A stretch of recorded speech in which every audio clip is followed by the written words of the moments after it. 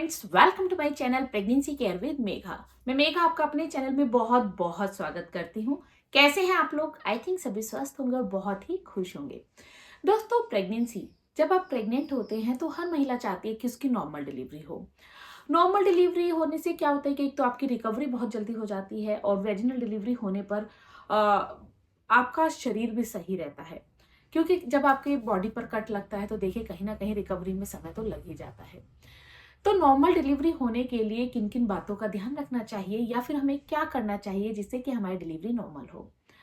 देखिए, अगर आपकी प्रेगनेंसी नॉर्मल है, उसमें कोई भी कॉम्प्लिकेशन नहीं है, तो आप कुछ एक्सरसाइज जरूर फॉलो करें। डक वॉक आप कर सकते हैं। पहली बात तो यह है कि अपनी पूरी प्रेगनेंसी में जितना हो सके एक्टिव रहिए, क्योंकि आप प्रेग्नेंट हैं, आप बीमार नहीं हैं। प्रेगनेंसी में एक्टिव रहने से कोई प्रॉब्लम नहीं है। कुछ लेडीज आपने देखी होंगी कि वो पूरे 9 मंथ वर्किंग रहती हैं। पता चलता है कि 2 दिन पहले तक वो ऑफिस आई थी और 2 दिन बाद उनके बेबी हो गया। तो प्रेगनेंसी के दौरान एक्टिव रहने से आप बीमार नहीं हो जाते। प्रेगनेंसी में हार्मोनल चेंजेस इतने ज़्यादा होते हैं कि इस वजह से आपको थकान महसूस होती है, हाथ पैरों में दर्द महसूस होता है। बच्चे की पोजीशन चेंज होती रहती है, तो इस वजह से आपको पेट में अकड़न, कभी कभी कड़क होना, सब चीज़ें महसूस होती हैं। लेकिन उन सब से ऊपर आपको अपनी बॉडी पर ध्यान देना है और आपको एक्टिव रहना है। तो जब आपका 7 मंथ पूरा हो जाता है तो उसके बाद आप थोड़ी सी एक्सरसाइज अपने डॉक्टर से पूछकर शुरू कर सकती हैं।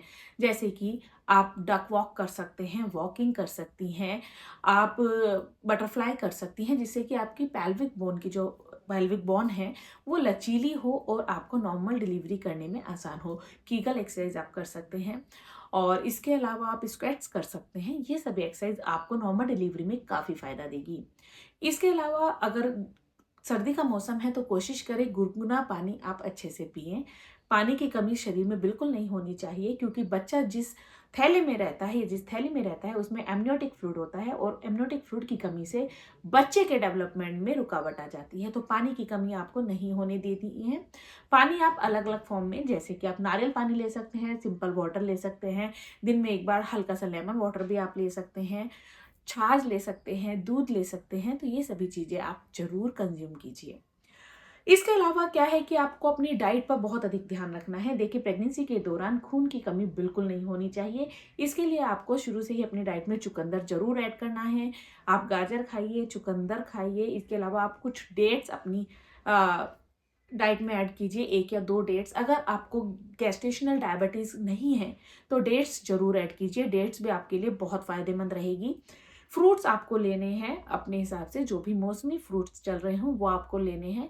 पपाया और पाइनएप्पल वैसे मना किया जाता है, तो उनको आप अवॉइड कर दीजिए। और इसके अलावा आप क्या कीजिए, दाल अच्छे से खाइए, चावल आप ले सकते हैं। लेकिन अगर आप ओबेस हैं पहले से ही और आपका प्रेगनेंसी के दौरान बहुत अधिक वेट बढ़ा हुआ है, तो आपको बहुत अधिक घी वगैरह नहीं लेना है, बाहर की चीज़ों का बिल्कुल भी सेवन नहीं करना है।